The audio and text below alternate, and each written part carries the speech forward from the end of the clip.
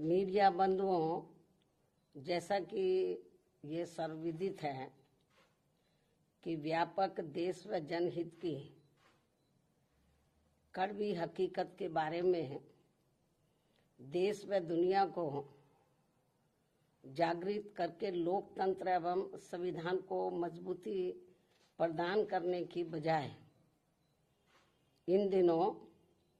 Artificial intelligence अर्थात AI को सफलता की कुंजी बताने की स्वार्थी चर्चाओं के बीच अब मीडिया जगत में भी किसी न किसी बहाने बीएसपी के बारे में ये चर्चा है कि उत्तर प्रदेश में पार्टी विधानसभा का होने वाला अगला चुनाव गठबंधन में लड़ेगी।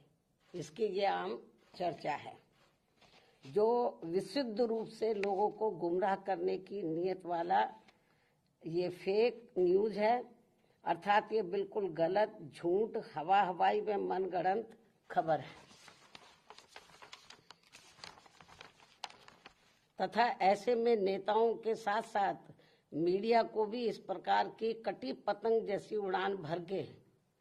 अपना मजाक खुद उड़ाने से जरूर बचना चाहिए। जबकि इसके बारे में अर्थात अकेले अपने बलबूते पर चुनाव लड़ने के बारे में बीएसपी की राष्ट्रीय अध्यक्ष द्वारा मेरे द्वारा खुद एक बार नहीं बल्कि कई बार सार्वजनिक तौर पर तथा खास तौर से दिनांक 9 अक्टूबर सन 2025 को बीएसपी के जन्मदाता एवं संस्थापक मान्यवर श्री कांशीराम जी के पुण्यतिथि के मौके पर लखनऊ में आयोजित विशाल महारैली में भी इसकी खुली घोषणा की गई है, जिसकी पूरे देश भर में चर्चा होने के बाद अब ऐसी किसी भी चर्चा व बहस आदि की कोई संभावना नहीं बची है। लेकिन फिर भी कुछ लोग और कुछ मीडिया भी इनकी घिनौनी साजिश में पड़कर इस प्रकार की फर्जी उड़ान भरकर अपना समय और इमेज दोनों बर्बाद करते हैं, तो इसे फिर बीएसपी विरोधी हथकंडा ही माना जाएगा, जिस पर लोगों को ध्यान देने की बिल्कुल भी जरूरत नहीं है। ये जो उल्टी पुल्टी गलत जो खबरें देते रहते हैं अलायंस को लेकर, तो इस पर लोगों को ध्यान देने की बिल्कुल भी जरूरत नहीं है। वैसे भी बीएसपी के लोगों को ये अच्छी तरह से मालूम है कि कांग्रेस, सपा व भाजपा आदि इन पार्टियों की सोच संकीर्ण व परम पूज्य बाबा साहब डॉक्टर भीमराव अम्बेडकर विरोधी होने के कारण इनका अम्बेडकरवादी बीएसपी से गठबंधन करने की नीति केवल इनके वोटों का राजनीतिक व चुनावी स्वार्थ है तथा इनसे गठबंधन करने से बीएसपी को केवल नुकसान ही नुकसान होता है, फायदा नहीं। और इसलिए बीएसपी के लोग अपने 2027 के मिशन में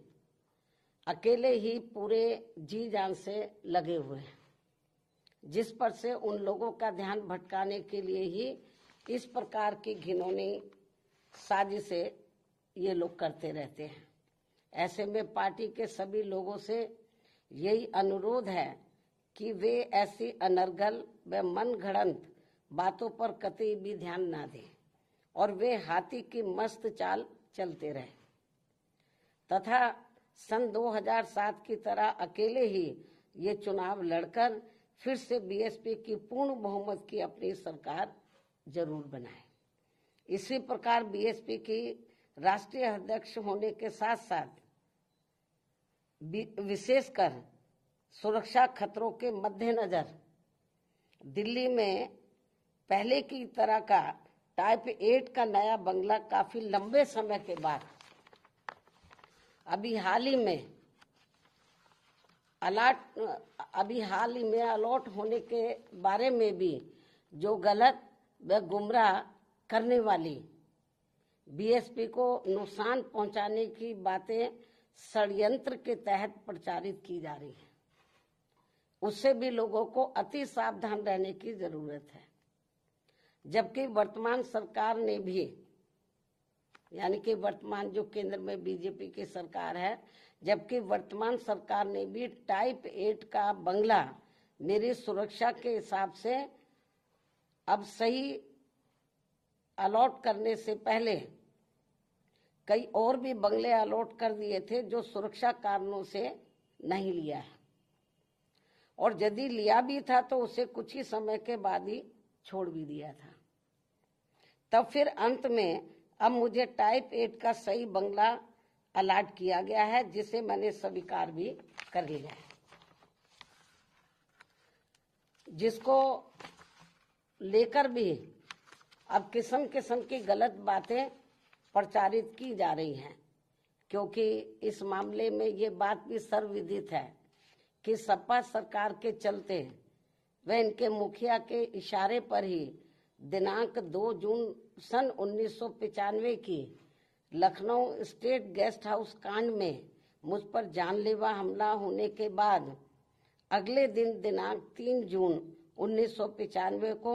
बीएसपी के नेतृत्व में यूपी में बनी पहली सरकार के समय से ही सुरक्षा कारणों से मुझे विशेष उच्च सुरक्षा तत्कालीन भारत सरकार द्वारा दी गई थी, तथा वह सुरक्षा खतरा कम होने की बजाय अब और भी बढ़ जाने के साथ साथ बीएसपी की राष्ट्रीय अध्यक्ष व पूर्व मुख्यमंत्री होने के नाते फिर दिल्ली में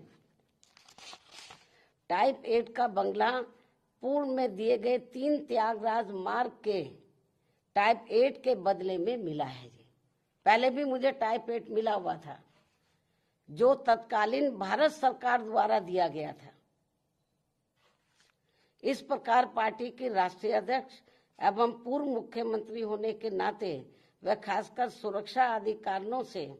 केंद्र में रही कांग्रेसी सरकार के समय से ही मुझे टाइप 8 का बंगला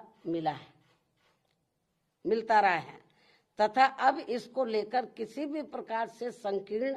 व अति घिनौनी राजनीति करना उचित नहीं है। इतना ही नहीं बल्कि जैसे जैसे चुनाव नजदीक आएगा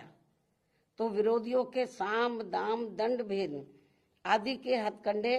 तथा बीएसपी को सत्ता से दूर रखने के षड्यंत्र और भी बढ़ते जाएंगे,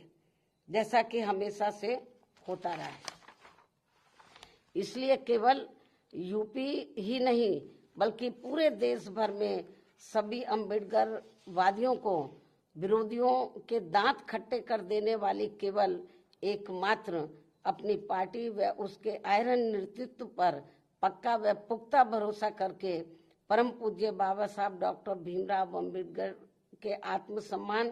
व स्वाभिमान के मूवमेंट को मजबूती प्रदान करने हेतु मिशनरी भावना के साथ इन्हें पूरे तन मन धन से लगे रहना बहुत जरूरी है।